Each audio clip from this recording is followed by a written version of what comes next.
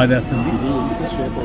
దీన్ని ప్రతి ఒక్కరు కూడా మంచి మనసుతోటి అర్థం చేసుకొని వారికి మనం ఆ ఇన్సిడెంట్ జరిగినప్పుడు అక్కడ ఉన్న చాలామంది కూడా దోమన పోయేవారు కావచ్చు, అదేవిధంగా మా స్కూల్ పక్కనే జరిగింది కాబట్టి మా స్కూల్ టీచర్స్ కావచ్చు, స్టాఫ్ కావచ్చు, అదేవిధంగా మా ప్రిన్సిపాల్ కావచ్చు, అందరూ కూడా ఇమ్మీడియట్గా స్పందించడం, అదేవిధంగా ఇమ్మీడియట్గా వారిని హాస్పిటల్స్లో జాయిన్ చేయటం, ఇమ్మీడియట్గా వారికి ట్రీట్మెంట్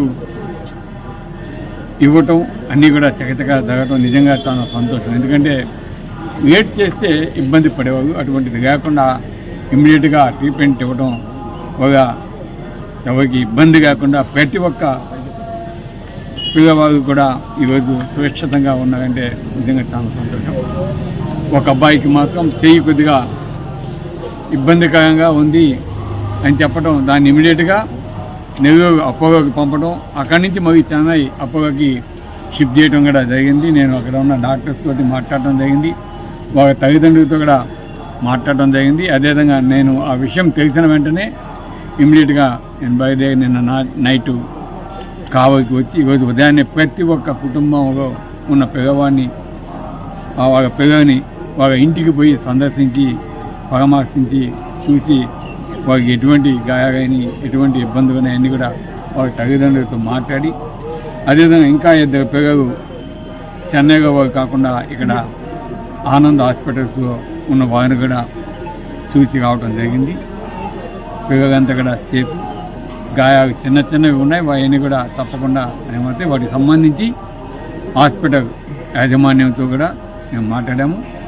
వారికి ఎటువంటి ఆర్థిక ఇబ్బంది మొత్తం మేము చూసుకుంటామని చెప్పడం కూడా జరిగింది. తప్పకుండా వాళ్ళ వైద్య ఖర్చులు మొత్తం కూడా మేమే భరిస్తాం.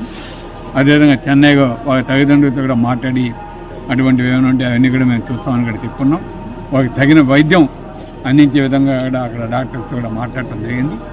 అదేవిధంగా చనిపోయిన మా బస్సు యొక్క కండక్టర్ అతను చనిపోవడం నిజంగా చాలా బాధాకరమైన విషయం. ఆ కుటుంబానికి కూడా నా ప్రగాఢ సానుభూతి తెలియజేయడమే కాకుండా తప్పకుండా ఆ కుటుంబానికి కూడా చేదోడుగా ఆర్థిక సాయం తప్పకుండా అందజేస్తాము. తొందరగా ఆ కుటుంబాన్ని కూడా సందర్శిస్తాము. అదేవిధంగా నిన్న ఇన్సిడెంట్ జరిగిన వెంటనే కావలి ఎమ్మెల్యే గారు కూడా వచ్చి పిల్లల్ని చూడటం నిజంగా చాలా సంతోషం. తప్పకుండా ఎందుకంటే కష్టాలు ఉన్నప్పుడు ఎవరైనా సరే మంచి మనసుతోటి కావాలి. ఆ విధంగా వచ్చి చూసినందుకు కూడా వారికి కూడా ధన్యవాదాలు తెలియజేస్తున్నాం. ప్రతి ఒక్కరు కూడా దీన్ని యాక్సిడెంట్గా పరిగణించి తప్పకుండా వారు తొందరగా కోలుకోవాలి, వారికి మనోధైర్యాన్ని ఇవ్వాలి, మళ్ళీ వారు బాగా చదువుకునే విధంగా వారు స్కూల్స్కి పోవాలి అని నేను మనసాగా కోరుకుంటున్నాను. స్కూల్ స్థాపించి దాదాపు 2010లో అనుకుంటాను స్థాపించి, అప్పటి నుంచి ఇప్పటివరకు కూడా ఎటువంటి సంఘటన జరగలేదు. ఈరోజు ఇది జరగటం నిజంగా నాకు కూడా చాలా బాధేస్తుంది. అయినా కూడా తప్పకుండా స్కూల్కి సంబంధించి ప్రతి ఒక్క విషయంలో కూడా చర్యలు తీసుకుంటాం. పిల్లలని మా పిల్లలుగా చదివించేదానికి ఎప్పుడు కూడా ముందుంటాం. వాళ్ళకి ఏ కష్టం వచ్చినా నష్టం వచ్చినా ముందుంటి ఆదుకుంటామని కూడా తెలియజేస్తాం. Thank you. దీనికి సార్ వాళ్ళు మీ మీద ఆరోపణ చేశారు, మీడియా సోదరులకు కూడా తప్పకుండా నా ధన్యవాదాలు కూడా తెలియజేస్తాం. సార్ మీ మీద చిన్న ఆరోపణ చేశారు, చట్టవిరుద్ధంగా మీరు అక్కడ డివైడర్ను పగలగొట్టి మీ స్కూల్ కోసం మీరు ఏదో చేశారని మీ మీద ఆరోపణ చేస్తూ ఉంటారు. ఎందుకంటే తప్పకుండా వే అనేది ఇవ్వాలి. అది ఇప్పుడు నికాగా ఉన్నప్పుడు 2010-11 వరకు అది కరెక్ట్గా నాకు డేట్. అప్పటి నుంచి కూడా పోతా ఉన్నాయి వెహికల్స్. కాకపోతే ఈరోజు కొన్ని పేపర్గా నేను కూడా చూశాను, గౌరవం లేదా కొట్టుకొని వస్తే బాగుంటుందని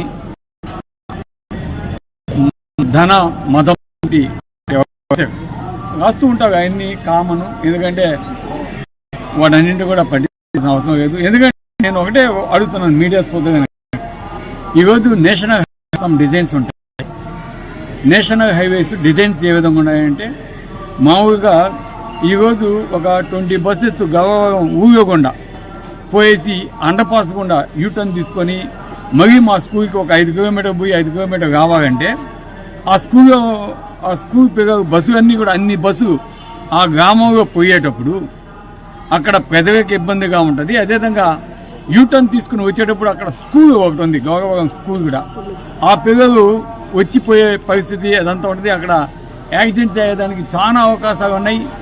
గతంలో మీరు గమనించండి, ఎందుకంటే ఈ హైవేస్ డిజైన్ చేసేటప్పుడు అండర్ పాస్ నుంచి బయటికి వచ్చేటప్పుడు బెల్ మౌత్ అనేది చాలా ఇంపార్టెంట్.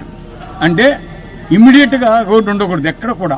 ఎందుకంటే ఎవరైనా సరే చదువుకున్న ఆలోచించండి. ఎందుకంటే ఈరోజు కొన్ని వేల మంది విద్యార్థులు మా కాలేజీలో మా స్కూల్లో చదువుతున్నారు.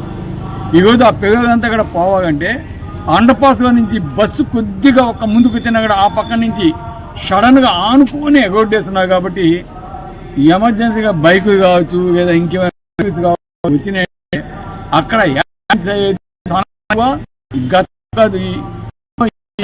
ఉన్నాయి. కాబట్టి కనుక్కోండి. ఆ బెల్ మోట్స్ అనేది కంపల్సరీగా ఎక్కడైతే పాస్ ఉన్నాయో ప్రొవైడ్ సంబంధించి ఎవరైతే నిర్వహిస్తున్నారో అవి చేయాలి. దానికి సంబంధించి ఇప్పుడున్న అధికారులు కావచ్చు, కలెక్టర్ గారు కావచ్చు, ఆర్డీఓ కావచ్చు, ఇవన్నీ కూడా సందర్శించండి. నేను వస్తాను. అవి ప్రొవైడ్ చేస్తే ఎటువంటి యాక్సిడెంట్స్ కూడా జరగవు. తప్పకుండా అవి ప్రొవైడ్ చేసి తర్వాత ఏదైనా మాట్లాడితే దానికి నేను బాధ్యుడు అవుతాను. కాబట్టి మీడియా వాళ్ళు ఏదో రాశారు, ఏదో రాజకీయంగా ఇబ్బంది పెట్టాగా